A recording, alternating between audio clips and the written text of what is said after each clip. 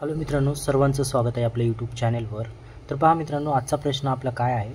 आजचा प्रश्न आपला एक विद्यार्थी कमेंट केला होता की त्याला हा प्रश्न जमत नाही, त्यासाठी मी हा प्रश्न सॉल्व करून देत आहे। पहा, तर प्रश्न काय म्हणते, फाइंड द फर्स्ट 5 टर्म्स, पहिले 5 टर्म तुम्हाला फाइंड करायचे आहेत, of the following sequence whose nth term is given. nth term तुम्हाला दिलेले आहे, याची 5 टर्म फाइंड करायचं आहे। म्हणजे तर पहिला जर तुम्ही बघितला तर पहिला टर्म काय आहे तुमचं, पहिला जो टर्म आहे तो आहे, पहा इथं आपण सोल्युशन बघत आहोत। पहिला टर्म आहे Tn is equal to 2n minus 5 असा आहे। आता हा प्रश्न मला त्यांना टाईप करून सांगितलेला आहे, हे जे फर्स्ट सेकंड थर्ड आहेत ते बरोबर आहेत की नाही तो विद्यार्थी चेक करून घेईल। आता इथं याच्यामध्ये थोडं मला समजलं नव्हतं त्यांना काय टाईप केलं होतं ते, मी अशा प्रकारे प्रश्न बनवलेला आहे आणि याचं सोल्युशन सांगत आहे। तर पहा, ह्याचे आपल्याला 5 टर्म काढायचे आहेत, याचे 5 टर्म फाइंड करायचे आहेत। फर्स्ट 5 टर्म म्हणले त्यांनी, याचे पण 5 टर्म फाइंड करायचे आहेत, याचे सुद्धा 5 टर्म फाइंड करायचे आहेत। तर कसे करायचे पहा, याच्यामध्ये हा जो n आहे ना, nची व्हॅल्यू तर तुम्हाला दिली नाही, तर nची व्हॅल्यू आपण घ्यायची। काय घ्यायची nची व्हॅल्यू, पहिलं 1 घ्यायचं, नंतर 2 घ्यायचं, नंतर 3 घ्यायचं, नंतर 4 घ्यायचं, नंतर 5 घ्यायचं।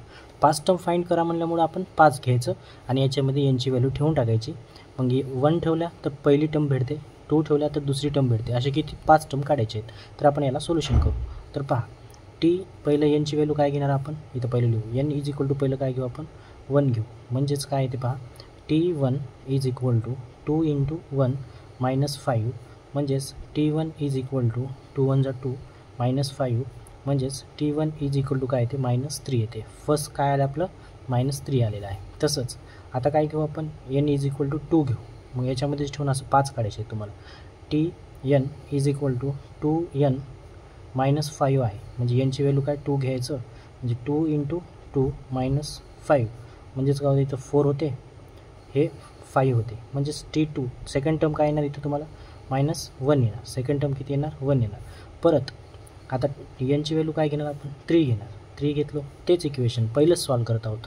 असं ह्याचे 5 ह्याचे 5 ह्याचे 5 सगळ्याचे 5 काढायचे आहेत। तर आपण 3 घेतल्या, तर आपण काय करूया आता ते लिहून घेऊ, Tn is equal to 2n minus 5, T3 is equal to 2 into 3 ठेवावं लागेल -5, म्हणजेच काय होतं इथं T3 2 जा 6 मायनस 5, म्हणजे तिसरी टर्म काय भेटते तुम्हाला 1 सापडते, तिसरी टर्म काय सापडते 1 सापडते। मग नंतर अजून आपण nची व्हॅल्यू काय घेऊ 4 घेऊ, आपलं काय आहे nth term Tn is equal to 2n minus 5 आहे, म्हणजे इथं आपण 4 ठेवू, नंतर 2 into 4 minus 5 is equal to 8 minus 5, म्हणजे T4 काय भेटते आपल्याला 3 सापडते, काय सापडते 3 सापडते मित्रांनो इथं। आता पहा, लास्ट उरला आता आपल्याला nची व्हॅल्यू काय घ्यायचं आपल्याला, n इज इक्वल टू आता 3 झालं 4 घ्यायचं आपलं, 4 घेतलं ना, इथं आपण 4 घेतलं, आता 5 घ्यायचे, nची व्हॅल्यू 5 घेतलं समजा। आपलं काय आहे पहिलं इक्वेशन, पहिलं क्वेश्चन काय आहे हे परत लिहून घेऊ आपण एकदा बघा। Tn is equal to 2n minus 5 आहे, टीच्या जागी आपलं 5 ठेवायचं आहे, नंतर 2 इंटू 5 मायनस 5, म्हणजेच 5 2 जा 10 मायनस 5, म्हणजेच T5 सुद्धा काय सापडते तुम्हाला 5 सापडते, T5 सुद्धा काय सापडते 5 सापडते। म्हणजे ह्या पहिल्याचे 5 टर्म कोणते कोणते आहेत, पहिलं भेटलेलं आहे आपल्याला फर्स्ट टर्म भेटलेलं आहे -3, दुसरं भेटलेलं आहे -1, तिसरं भेटलेलं आहे आपल्याकडे, तिसरं काय आहे 1 आहे, तिसरं काय 1 आहे, आणि चौथं काय आपल्याकडे 3 आहे, आणि पाचवं काय आहे 5 आहे। हे असे 5 टर्म ह्या पहिल्या प्रश्नाचे सापडले। तसंच तुम्हाला ह्या दुसऱ्या प्रश्नाचे सुद्धा काढायचे आहे। दुसरा प्रश्न काय आहे आपल्याकडे, दुसरं कसं आहे Tn is equal to 2n minus 5, मग परत nची व्हॅल्यू काय घ्यायची 1 2 3 4 5 घ्यायची। 5च का घ्यायची, कारण त्यांनी विचारलं की फर्स्ट 5 टर्म फाइंड करा म्हणलं, ह्या सगळ्याचे, म्हणजे ह्याचे 5 प्रश्न, ह्याचे 5 प्रश्न, ह्याचे 5 प्रश्न, 15 प्रश्न छोटे छोटे तुम्हाला लिहायचे आहेत, बनवायचे आहेत, म्हणजे त्या उत्तर काढायचे आहेत।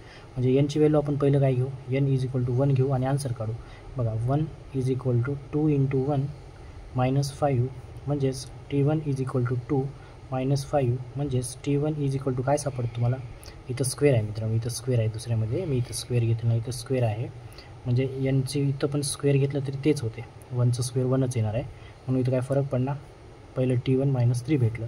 आता nची व्हॅल्यू काय घेऊ आपण 2 घेऊ, nची व्हॅल्यू काय घेऊ 2, म्हणजे काय आपल्याकडे Tn is equal to 2n square minus 5 is equal to T2 2 into 2चं स्क्वेअर करायचं -5 घ्यायचं, इज इक्वल टू 2 स्क्वेअर पहिलं करायचं 4 -5ला -5 म्हणजे काय होते हे 8 होते आणि हे 5 होते.